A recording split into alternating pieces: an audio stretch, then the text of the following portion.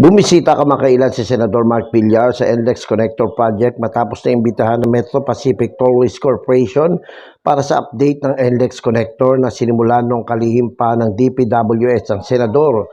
Ikinatuwa ni Senator Mark Villar na patapos na ang NLEX Connector na dating pangarap lamang na ngayon ay totoo nang mapapakinabangan at malaking tulong sa mga kababayan. Ang NLEX Connector ay 8 kilometers 4-lane all-elevated expressway mula C3 Road, Caloocan Interchange hanggang Manila traversing Blumentritt at Espanya hanggang PUP sa Santa Mesa.